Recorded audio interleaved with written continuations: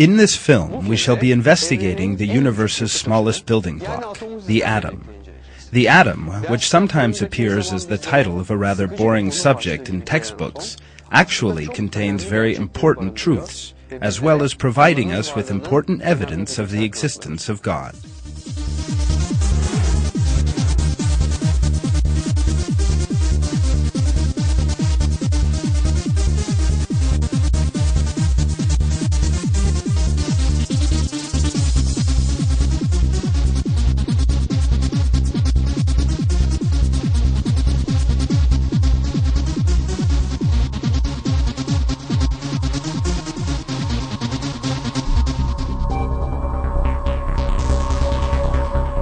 Atoms are everywhere. Everything we refer to as matter, in other words, our own bodies, our rooms, our homes, all consist of atoms. The reason we are able to perceive the atoms around us as matter is that the electrons in the atom's orbits collide with the photons, and atoms attract or repel one another. You are not even touching the chair you are sitting in at this moment. In fact, the atoms in your body are repelling those in your clothes and the chair, and the feeling of touch arises in proportion to the force of that repulsion. We can never actually touch the matter we hold in our hand. If we did actually touch it, we would enter into a chemical reaction with it. That, of course, would mean that there could be no life.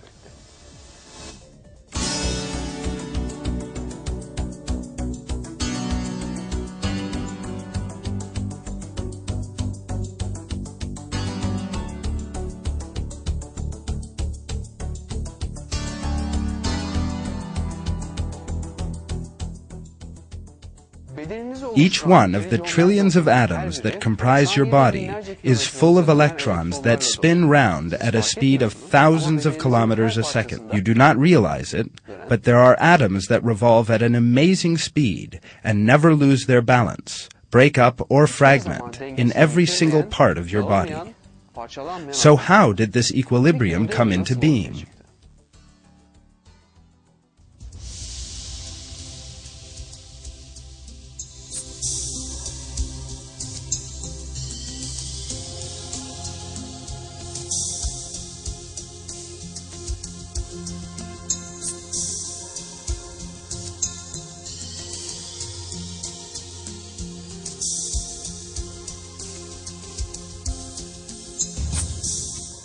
It all began with a huge explosion, known as the Big Bang.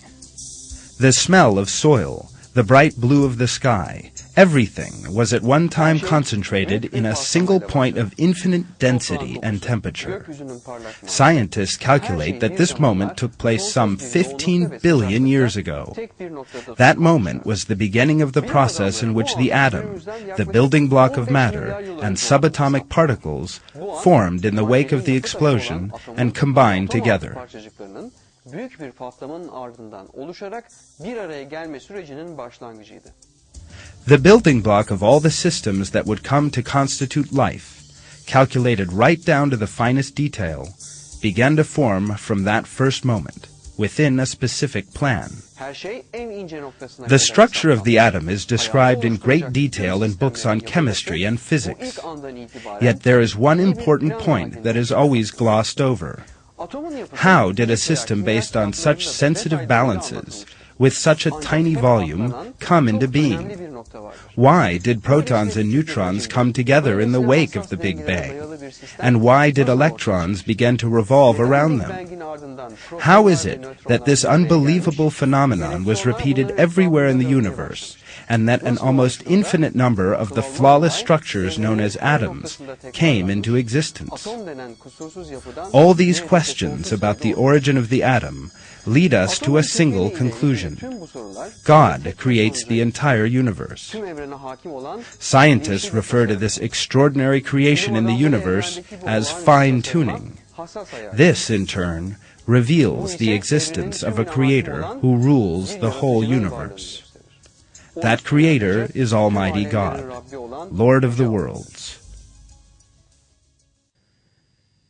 He is the originator of the heavens and earth. When he decides on something, he just says to it, "Be," and it is.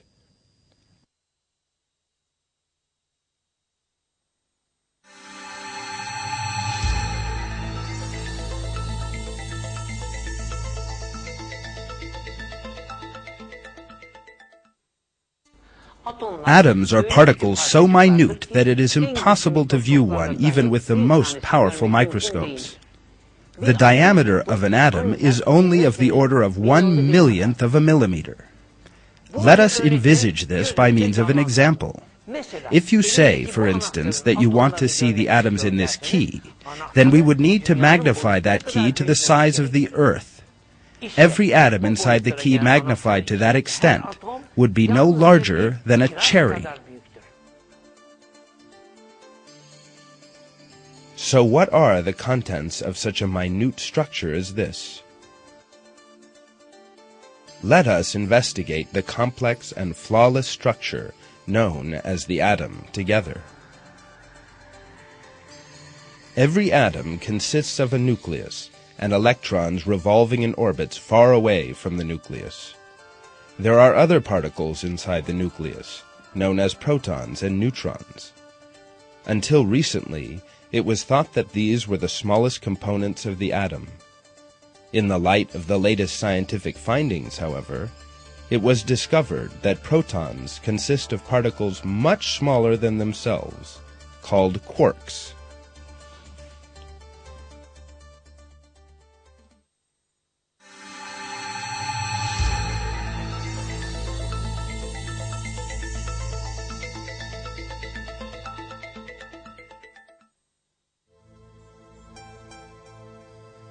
The nucleus is located right at the center of the atom and is made up of a certain number of protons and neutrons, depending on the properties of that atom. The volume of the nucleus is equal to a 10/1000,000th of the volume of the atom. It is, of course, impossible to conceive of such a size. Let us therefore continue with the example of the cherry. If we magnify a key to the size of the Earth, then each atom inside the key would be the size of a cherry. If we want to see the nucleus in one of these atoms, then we would have to change the scale again. The cherry representing our atom must become a large ball 200 meters in diameter. Even at this unbelievable scale, the nucleus of our atom would not become any bigger than a very tiny grain of dust. Yet there is one thing even more surprising than that. Although its size is 1/10,000,000,000th of an atom's size, the nucleus's mass comprises 99.95% of the mass of the atom. How is it that something constitutes almost all of a given mass, while on the other hand, occupying almost no space? The density constituting the mass of the atom has not been distributed equally over it. In other words, just about the whole mass of the atom is concentrated in the nucleus.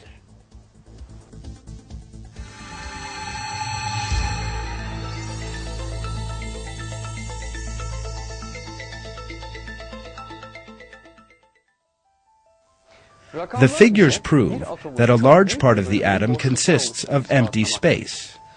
Put at its simplest, the atom consists of a nucleus in the middle and electrons revolving around it. There is nothing between the nucleus and the electrons. This microscopic distance, in which nothing exists, is in fact a very large one on the atomic scale. Let us try and conceive of these dimensions by using an analogy. There is a great space lying between the basic particles. If I think of the proton of an oxygen nucleus as the head of a pin lying on the table in front of me, then the electron revolving around it draws a circle passing through Holland, Germany, and Spain.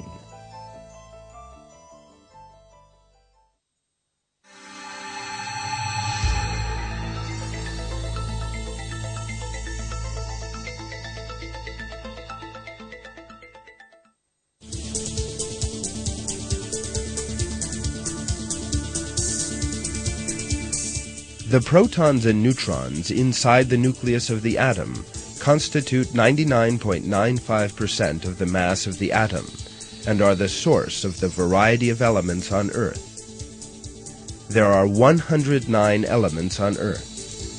Some of these elements are very familiar to us, such as oxygen, hydrogen, gold, and copper. Since all the atoms that constitute elements are composed of the same particles, what is it that makes the elements different from one another? It is at this point that the importance of the number of the protons inside the nucleus emerges. What makes elements different is the number of protons in their atoms.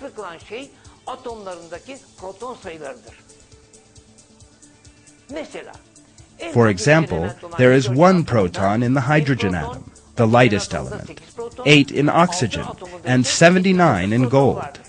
It is only this difference in the number of protons that makes gold different from iron, and iron different from oxygen.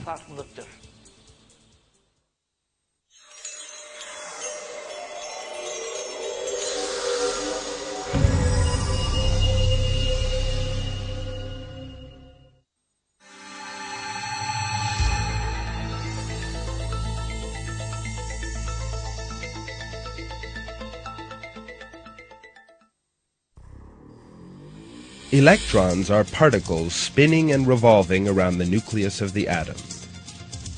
This rotation is realized ceaselessly and in perfect order on paths we call orbits. To make a comparison between the size of electrons and the size of the Earth, if we enlarge an atom as big as the Earth, the electron would be in the size of an apple. Dozens of electrons in a space far too small to be seen even under the most powerful microscope revolve around the nucleus in different orbits at the unbelievable speed of 1,000 kilometers a second. That speed is the equivalent of being able to go from Paris to Milan in the space of 1 second.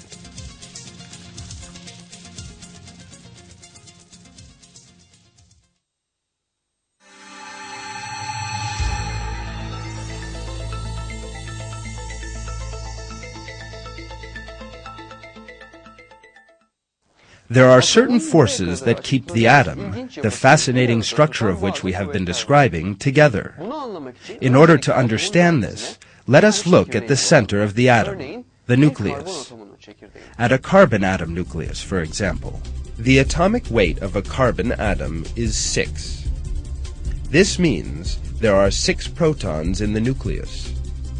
Yet there is an interesting point here. All protons carry a positive electric charge, and particles with the same charge repel one another. How is it then that protons, which should repel one another, remain together? In the face of this question, scientists hypothesized that there was a force binding protons together, and named it the strong nuclear force.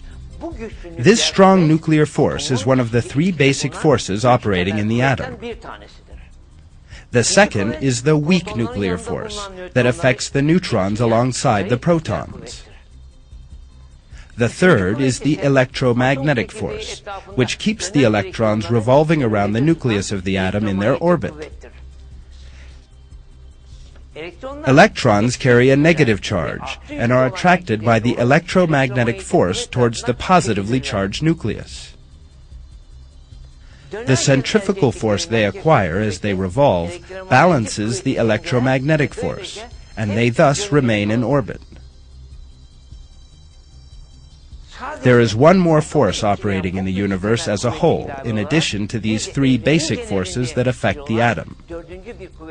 That is the gravitational force.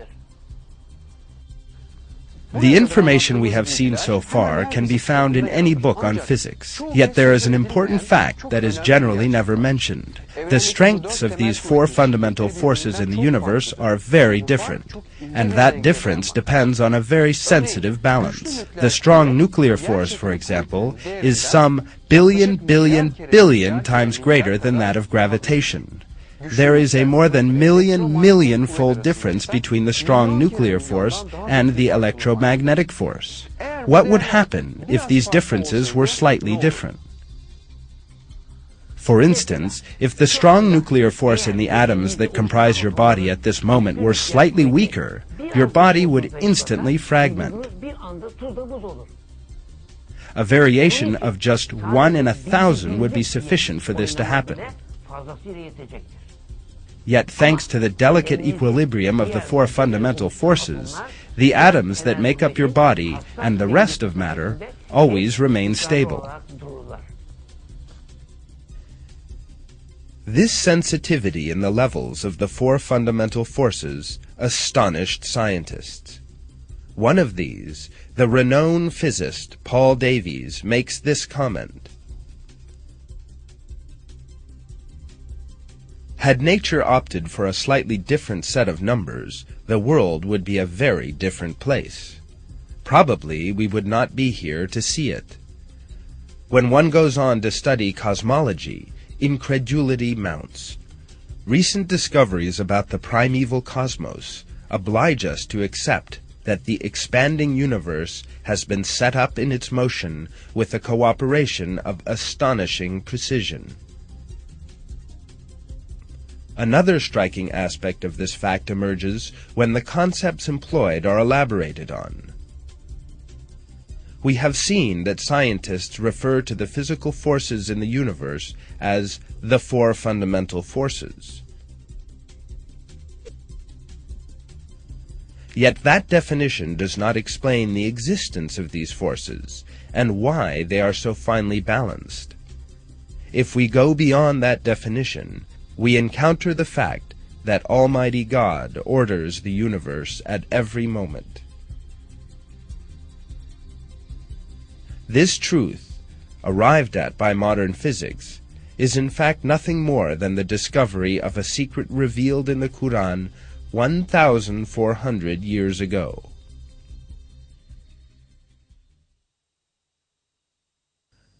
God keeps a firm hold on the heavens and earth, preventing them from vanishing away. And if they vanished, no one could then keep hold of them. Certainly He is most forbearing, ever forgiving.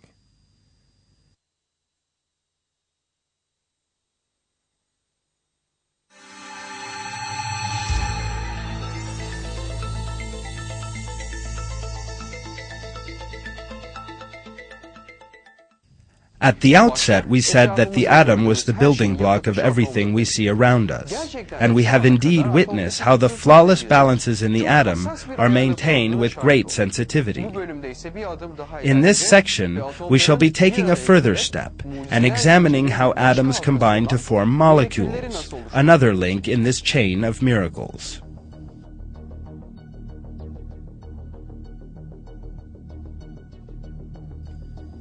Molecules are the smallest units determining the chemical properties of matter. These small bodies are made up of 2 or more atoms, and some of thousands of groups of atoms. Atoms are held together inside molecules by chemical bonds, determined by the electromagnetic force of attraction. The arrangement of molecules in different combinations give rise to the diversity of matter we see around us.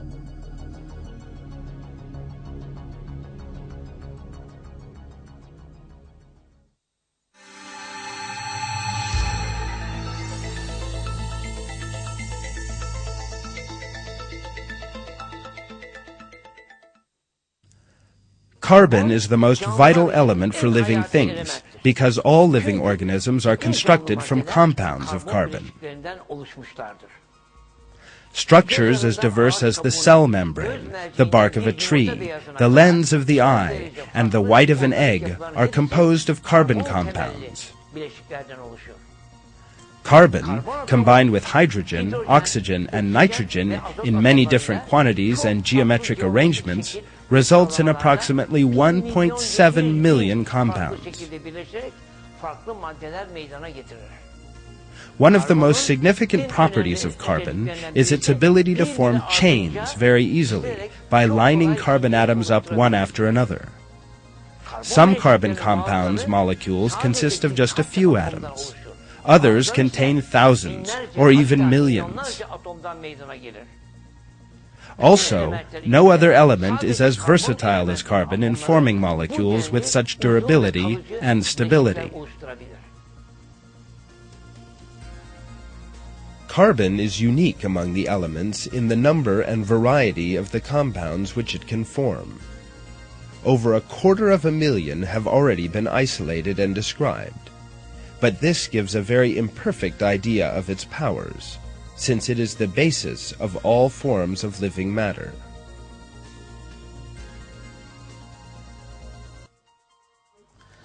Science today is still unable to fully understand the capacity of the carbon atom. In laboratories, new compounds are produced every day. Currently, it is possible to talk about almost 2 million compounds. As it is known, the carbon atom is capable of forming approximately 1.7 million compounds. While the other elements can form a total of 300,000 compounds, carbon, in an extraordinary manner, is able to form 1.7 million just on its own. In conclusion, the carbon atoms form 85% of all known compounds. The question of how the carbon atom first came into existence leads us to another miracle.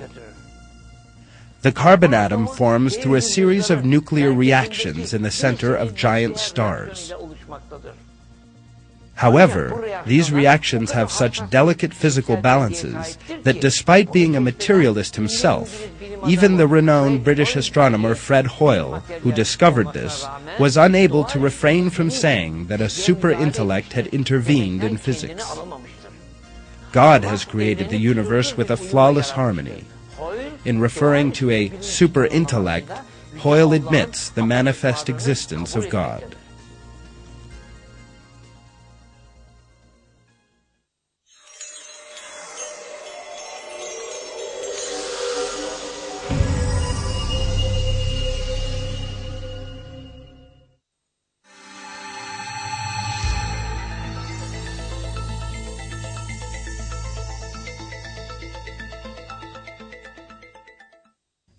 It very definitely cannot be thought that one day pieces of stone and inanimate earth gave rise to a living being. Some people, however, make just such a claim.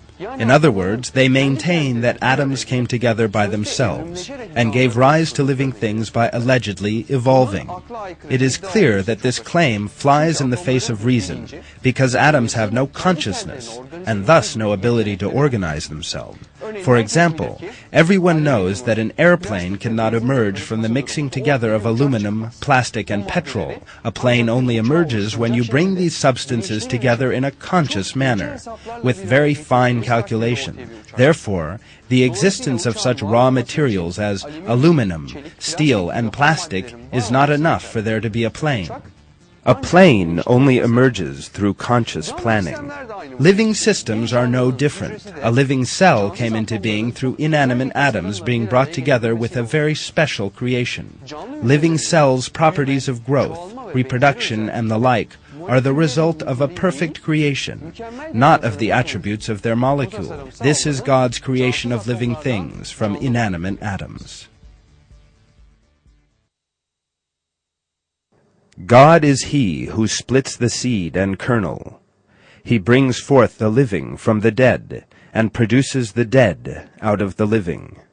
That is God. So how are you perverted?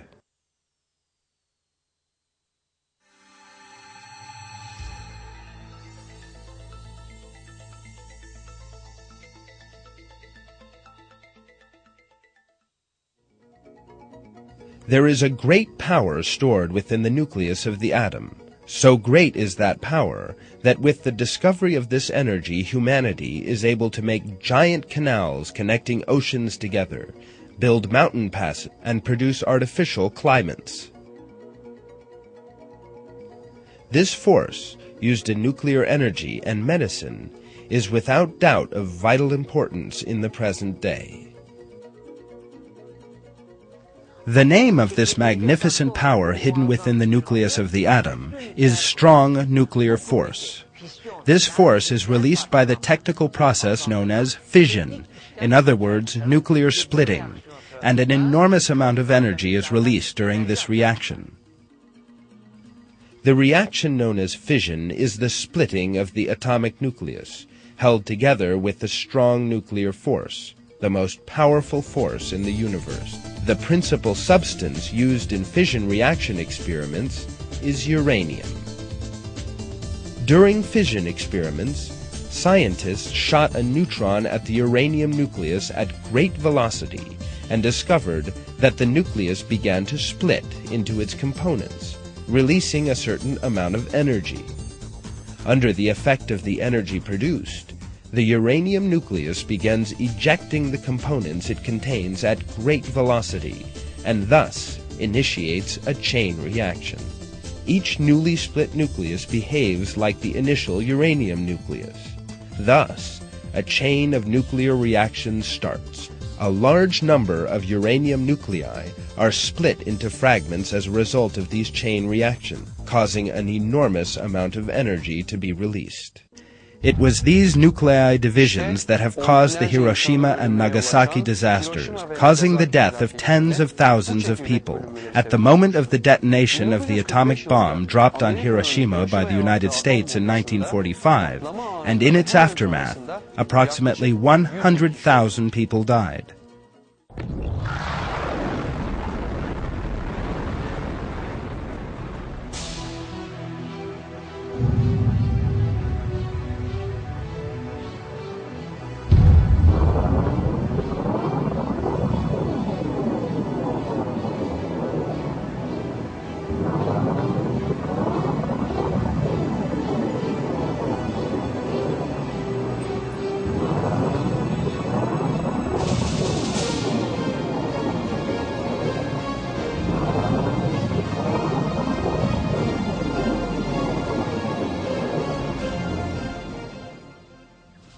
Another atom bomb dropped on Nagasaki by America caused the death of another 40,000 people right at the moment of detonation.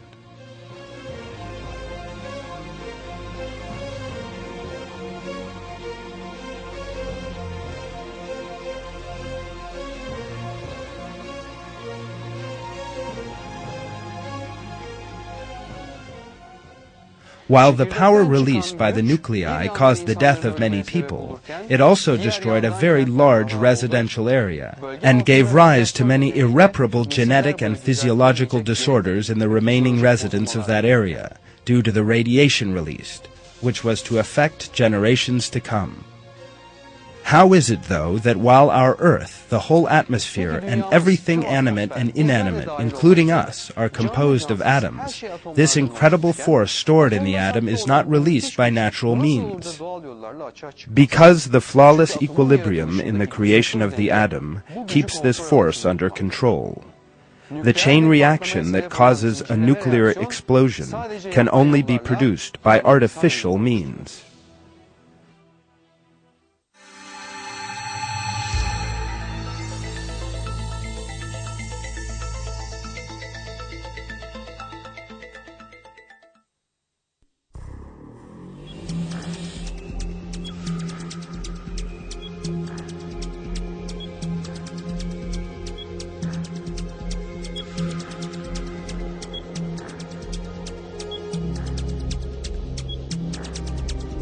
Throughout the course of this film, we have examined a great many astonishing and miraculous phenomena.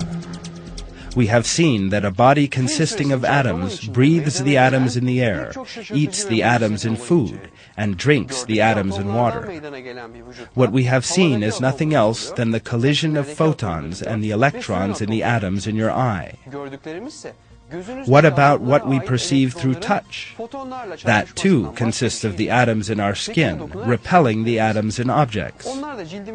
The structure of the atom possesses a very complex equilibrium and design. None of these structures, therefore, could have come into being by chance, as materialists who deny the existence of God admit. Chance gives birth only to chaos, corruption, disorder, and error. The magnificent harmony, order, and equilibrium in the atom show that all of life is the product of a conscious and flawless creation. All these scientific facts we have seen so far demolish atheistic philosophy in an incontrovertible manner and prove that the origin of everything, animate or inanimate, is not blind chance, but creation. The creator of all that exists is Almighty God, Lord of the worlds. In one verse of the Quran, it is revealed, "In the creation of the heavens and earth, and the alternation of the night and day, and the ships which sail the seas to people's benefit, and the water which God sends down from the sky, by which he brings the earth to life when it was dead, and scatters about in it creatures of every kind, and the varying direction of the winds, and the clouds subservient between heaven and earth, there are signs for people who use their intellect."